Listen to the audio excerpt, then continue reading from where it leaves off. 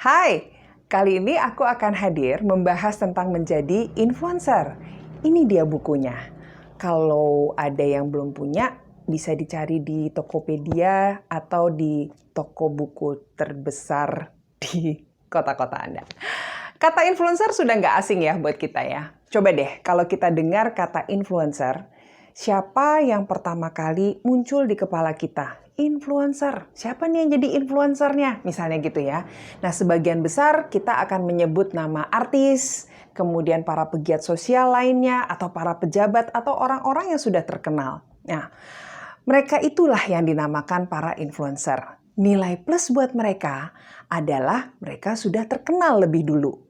Sehingga para netizen yang follow mereka atau para followers sudah sangatlah percaya terhadap mereka untuk didengar pendapatnya, untuk diikuti segala perilakunya, termasuk gerak-geriknya. Apa yang mereka makan, apa yang mereka pakai, nggak heran ya. Para produksi pakaian, makanan, dan produk lainnya yang ingin meningkatkan penjualannya itu menggunakan tangan para influencer tadi sebagai kepanjangan untuk penjualan mereka. Nggak salah ya? Namun sekarang PR-nya adalah atau pertanyaannya adalah gimana nih ceritanya kalau kita bukan artis, kita bukan orang yang ngetop, bukan pegiat sosial, tapi ingin membuat suatu perubahan, ingin mempengaruhi orang-orang untuk merubah perilakunya. Entah itu di keluarga kita, atau orang-orang di tempat kerja kita, lingkungan tempat tinggal kita. Bisa nggak ya? Jawabannya bisa dong. Sudah dibuktikan oleh para pendahulu kita. Ada orang tua kita, atasan kita, bahkan anak kita yang mungkin mereka itu sudah nggak tinggal lagi di samping kita. Dan orang-orang yang sudah jadi role model kita, yang kita nggak kenal secara pribadi, tapi kita baca bukunya atau tulisannya. Ada beberapa cara mereka yang bisa kita tiru jika di masa sekarang ini ya. Tapi ada yang beberapa hal yang mungkin perlu kita modifikasi atau perlu kita tambah nih keterampilan diri kita untuk bisa mempengaruhi perubahan perilaku seseorang. Nah, kali ini saya akan memperkenalkan tools yang namanya influencer tadi ya untuk bisa mempengaruhi orang lain. Tentunya yang kita pengaruhi adalah sesuatu yang baik. Artinya kita akan mempengaruhi seseorang dari memiliki perilaku yang kurang efektif dan untuk kemudian memiliki perilaku yang efektif. Misal ya, ini contoh aja nih ya. Dari kebiasaan orang shopaholic, senang belanja gitu ya. Kemudian dia bisa berhutang ya, menjadi orang yang nggak bisa nahan diri untuk bisa belanja seperlunya ya, dan bisa nabung nggak bisa tuh ya. Menjadi bisa mengatur dirinya. Contoh lain, dari orang yang tidak biasa untuk speak up menjadi orang yang bersedia speak up dengan cara yang saling menghargai. Dan masih banyak sekali perilaku yang bisa kita pengaruhi dari hal yang kecil. Hal yang kecil seperti apa sih? Misalnya perilaku nggak suka makan sayur dan buah jadi suka. Perilaku mageran gitu ya menjadi aktif. Banyak ya. Atau dari teman-teman ada yang ditugaskan sebagai change agent untuk influence value baru di sebuah perusahaan di mana kita kerja. Nah, itu adalah suatu tugas yang baru nih. Gimana caranya? Kita bukan orang ngetop, bukan artis, tapi justru kita bisa mempengaruhi mereka. Untuk menjadi influencer, kita perlu menambah keterampilan kita untuk bisa mempengaruhi orang di sekeliling kita, agar pengaruh tersebut membawa dampak yang lama, bahkan memang untuk selamanya. Nah, sehingga kebiasaan baru yang efektif itu nggak cuman sekedar yang biasa kita sebut dengan tobat kumat. Menarik ya. Cuma sebelum kita pengaruhi orang lain, coba kita iseng-iseng nanya dulu ke dalam diri kita. Apakah kita sudah bisa mempengaruhi diri kita sendiri untuk merubah perilaku yang kurang efektif menjadi lebih efektif?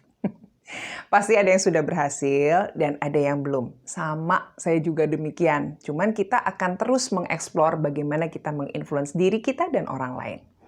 Udah dinasehati banyak orang sekeliling kita, tapi kita kayak nggak bergeming untuk merubah perilaku yang tidak efektif yang ada di dalam diri kita.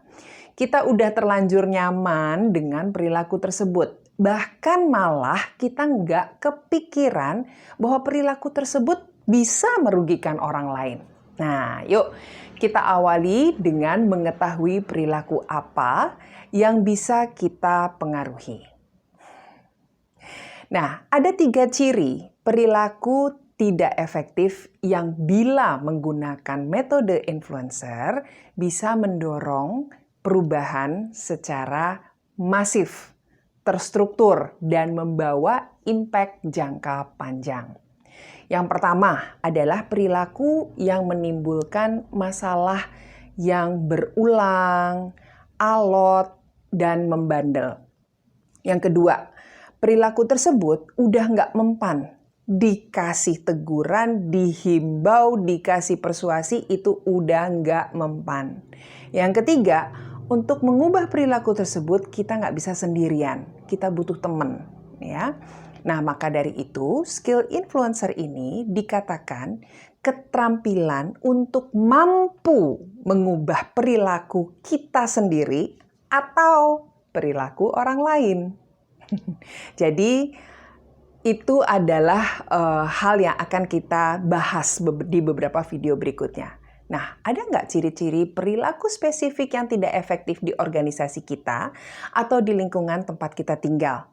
Contoh, terlambat mengikuti meeting virtual, atau terlambat masuk kantor, tidak follow up komplain customer berulang kali, hingga mengakibatkan angka service jadi menurun. Nah, semua contoh yang saya sebutkan tadi itu akan berubah jika ada perubahan perilaku pastinya, ya. Dan kita nggak bisa sendiri nih, sudah dikatakan tadi ya, untuk merubahnya kita perlu tim. Ya, yang mungkin nggak usah terlalu besar ya, tapi kita dengan tim yang kecil bisa mengubah banyak orang. Mari kita menggunakan framework yang namanya influencer tadi dengan memulai dari membuat clarify measurable result atau hasil perubahan yang terukur. Dan dari hasil perubahan yang kita canangkan tadi, kita bisa menentukan atau mencari perilaku yang sangat penting yang wajib dilakukan oleh orang-orang yang akan kita influence, gitu ya. Nah, ini sangat penting perilaku yang akan kita cari ini, karena biasanya perilaku tersebut tidak diinginkan oleh orang-orang yang mau kita ajak berubah, gitu ya. Sehingga kita perlu mendiagnosa dulu kenapa ya mereka nggak mau menjalankan perilaku yang kita minta, ya. Dan dengan kita mendiagnosa dengan bekal tersebut, kita akan punya peta yang lebih lebar lagi, yang lebih luas lagi, kenapa perilaku tersebut sulit dilakukan. Sehingga dengan berbekal diagnosa tersebut, kita bisa menentukan strategi apa yang akan kita pilih supaya itu menjadi aktivitas-aktivitas bagi para orang-orang yang akan kita influence. Nah, untuk berikutnya, kita akan membahas gimana sih caranya mempunyai atau membentuk atau mencanangkan sebuah clarify measurable result. Sampai ketemu di video berikutnya. Bye!